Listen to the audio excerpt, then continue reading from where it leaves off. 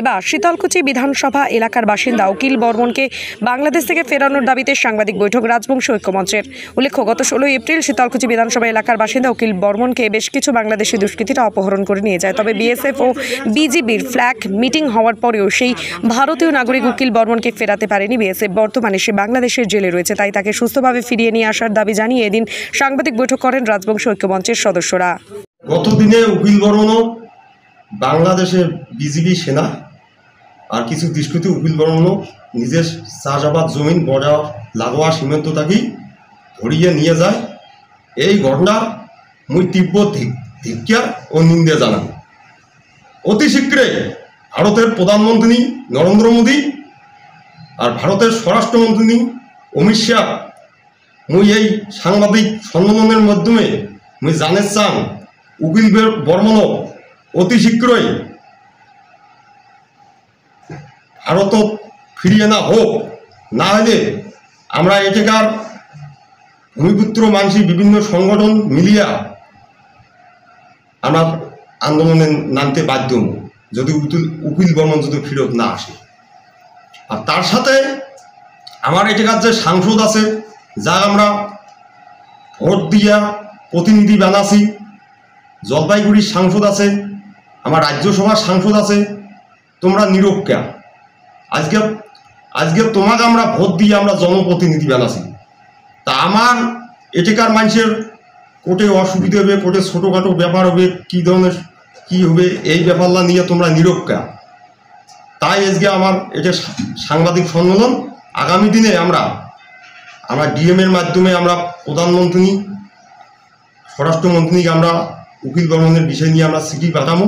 চিঠিতে যদি উকিল বর্মন যদি সদত্তক ভূমিকা যদি উকিল বর্মনের বিষয়ে যদি কেন্দ্র সরকার পদক্ষেপ না নেয়, তাহলে আমরা আন্দোলনে নামতে বাধ্য হব।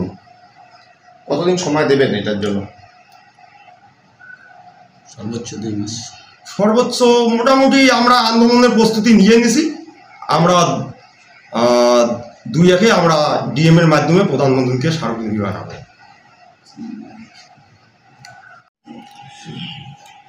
আমরা রাজবংশী ঐক্যমঞ্চের পক্ষ থেকে আমি কেন্দ্রীয় মহাশয় ডক্টর পরিতোষ বর্মন বলছি যে খুব শীঘ্রই যদি কেন্দ্রীয় সরকার এবং রাজ্য সরকারের প্রশাসনের পক্ষ থেকে আমাদের এই দরিদ্র উকিল বর্মন এই রাজবংশী কৃষককে যদি ফিরিয়ে আনা না হয়, আমরা তো কর্মসূচি গ্রহণ করব এবং এই পরিবার যতদিন না উদ্ধার পর্ব ওনার পরিবারের হাতে তুলে দেওয়া না হচ্ছে, সেই পরিবারের আর্থিক সাহায্য করার দায় গ্রহণ করতে হবে স্বরাষ্ট্র মন্ত্রককে, বিএসএফের দপ্তরকে এবং তৎসহ আমাদের রাজ্য সরকার আছে। আমরা সবাইকে আটুজ এবং আবদার করব যে যেভাবে পারেন এই পরিবারটার পাশে আপনারা একটু যদি দাঁড়ান, তাহলে সেই পরিবারের একটু হলেও আর্থিক সুরাহা হবে। কারণ আমরা জানি না বাংলাদেশ লয়ের আন্ডারে আজকে তিনি আছেন, জেলে বন্দী আছেন। তিনি এই জুডিশিয়ারি ব্যবস্থাপনার বাংলাদেশের আইন অনুযায়ী কবে মুক্ত হবেন আমাদের সেটা জানা নেই। কিন্তু বাংলাদেশ একটা ছোট্ট দেশ, যে দেশের জন্ম হয়েছিল ভারতের অনবদ্য ভূমিকার মাধ্যমে, সে দেশ কিভাবে সাহস করে আমাদের দেশের মানুষকে তারা অপহরণ করে নিয়ে যাওয়ার জন্য।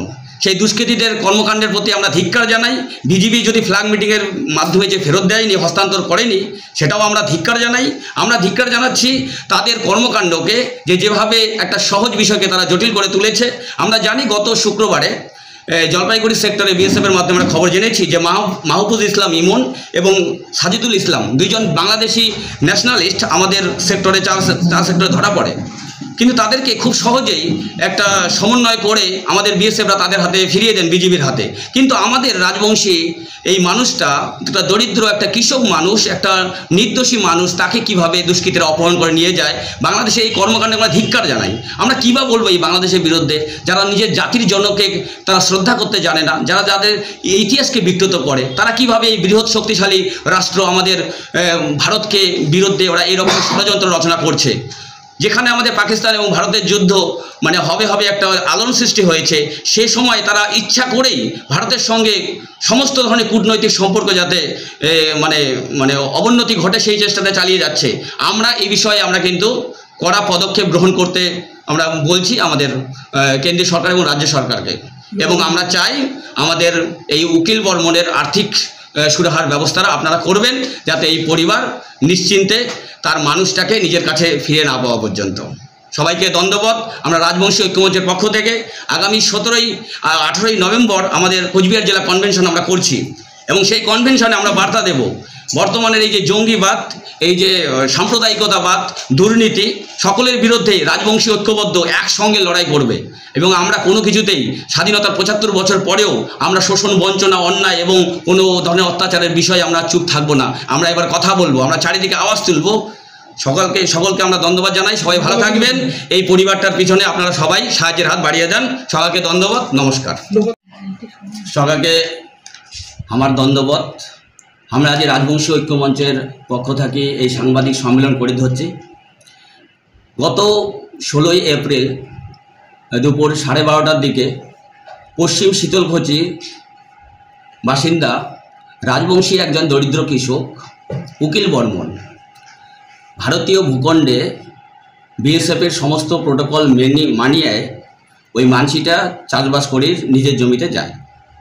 সেই সময় কিছু বাংলাদেশি দুষ্কৃতী, আমরা গতকাল পরিদর্শনের মাধ্যমে জানতে পারছি যে ওই লোকটাকে ভুট্টা ক্ষেতের মাঝখান থেকে কিছু বাংলাদেশি দুষ্কৃতী অপহরণ করে নিয়ে যায়, এবং পরবর্তীকালে আমরা সামাজিক মাধ্যমে দেখলাম লোকটাকে বিজিবির মাধ্যমে আজকে বাংলাদেশের জেলে বন্দি।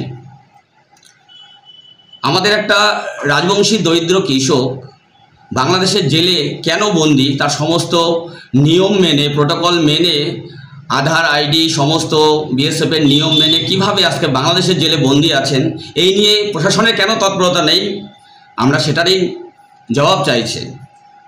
কেন এই দরিদ্র রাজবংশী কৃষক, তার জন্য কোনো রকম ব্যবস্থা গ্রহণ করা হচ্ছে না। এদিকে তার পরিবার অথই জলে পড়েছে, একদিকে তার কৃষিকাজ নষ্ট হয়েছে, সেই কৃষকের অল্প একটু জমি ভারতীয় ভূখণ্ডের কাঁটাতারের ওপারে আছে, ওইটুকুর উপর দিয়ে তার সংসার চলে। তার অসুস্থ স্ত্রী আজকে ওনাকে নিয়ে প্রচণ্ড দুশ্চিন্তার মধ্যে পড়ে আছেন, কিভাবে এই সংসারটা চলবে। গতকাল আমরা সেই পরিবারের সঙ্গে কথা বলেছি। আমরা শীতলকুচি বিধানসভার এমএলএ বরেনচন্দ্র বর্মনের সঙ্গে কথা বলেছি, শীতলকুচি ওসিকে আমরা চিঠি দিয়েছি, আমরা বিএসএফ কমান্ডার ফুলবাড়ি ক্যাম্পের কমান্ডারের সঙ্গে কথা বলেছি, দীর্ঘক্ষণ বৈঠক করেছি, কিন্তু আমরা দেখছি কোনো সুরাহা হচ্ছে না। আমাদের জেলাতে তো রয়েছে, আমাদের একজন রাজ্যসভার সাংসদ আছেন, একজন লোকসভার সাংসদ আছেন, তারা কেন বিষয়টি দেখছে না? যেখানে ইতিমধ্যে জেলার এসপি এবং উত্তরবঙ্গের আইজি পরিবারের সঙ্গে দেখা করতে গেছেন, কিন্তু কেন প্রশাসনিক পদক্ষেপ নেই? এক্ষেত্রে আমরা বিএসএফের গাফিলতিকেও আমরা যথেষ্ট গুরুত্ব দিয়ে দেখছি, যে তারা কেন এই বিষয়টিকে গুরুত্ব দিয়ে তারা দেখছে না, কেন তারা ফ্ল্যাগ মিটিংয়ের ব্যর্থ হচ্ছে, কেন তারা আমাদের এই মানুষটিকে, নির্দোষ মানুষটিকে সসম্মানে তাদের পরিবারের হাতে তুলে দিতে পারছে না। এই পরিবারটার আর্থিক সুরক্ষার দায়িত্ব এখন কে নেবে?